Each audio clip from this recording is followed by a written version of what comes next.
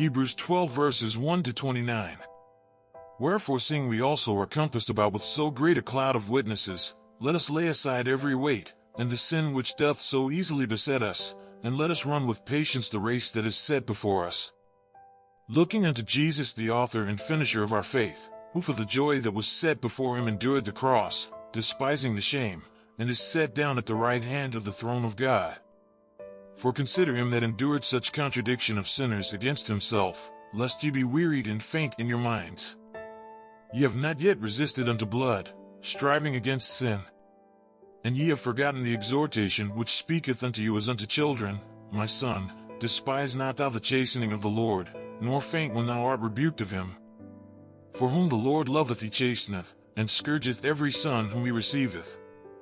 If ye endure chastening, God dealeth with you as with sons, for what son is he whom the Father chasteneth not?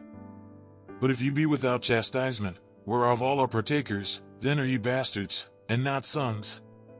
Furthermore, we have had fathers of our flesh which corrected us, and we gave them reverence. Shall we not much rather be in subjection unto the Father of spirits, and live? For they verily for a few days chasten us after their own pleasure, but he for our profit, that we might be partakers of his holiness. Now no chastening for the present seemeth to be joyous, but grievous. Nevertheless afterward it yieldeth the peaceable fruit of righteousness unto them which are exercised thereby. Wherefore lift up the hands which hang down, and the feeble knees. And make straight paths for your feet, lest that which is lame be turned out of the way, but let it rather be healed. Follow peace with all men, and holiness, without which no man shall see the Lord. Looking diligently lest any man fail of the grace of God, lest any root of bitterness springing up trouble you, and thereby many be defiled. Lest there be any fornicator, or profane person, as Esau, who for one morsel of meat sold his birthright. For ye know how that afterward, when he would have inherited the blessing, he was rejected, for he found no place of repentance, though he sought it carefully with tears. For ye are not come unto the mount that might be touched, and that burned with fire, nor unto blackness, and darkness, and tempest, and the sound of a trumpet, and the voice of words, which voice they that heard entreated that the word should not be spoken to them any more. For they could not endure that which was commanded, and if so much as a beast touch the mountain, it shall be stoned, or thrust through with a dart. And so terrible was the sight, that Moses said, I exceedingly fear and quake.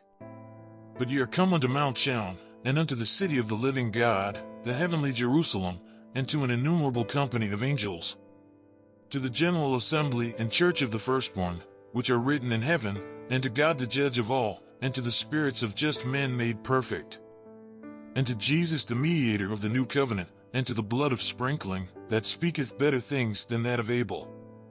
See that ye refuse not him that speaketh. For if they escaped not who refused him that spake on earth, much more shall not we escape, if we turn away from him that speaketh from heaven. Whose voice then shook the earth, but now he hath promised, saying, Yet once more I shake not the earth only, but also heaven.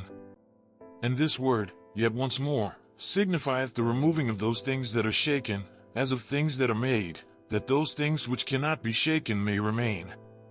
Wherefore we receiving a kingdom which cannot be moved, let us have grace, whereby we may serve God acceptably with reverence and godly fear.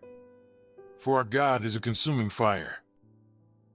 If you enjoyed it, please subscribe and turn on notifications to never miss future videos.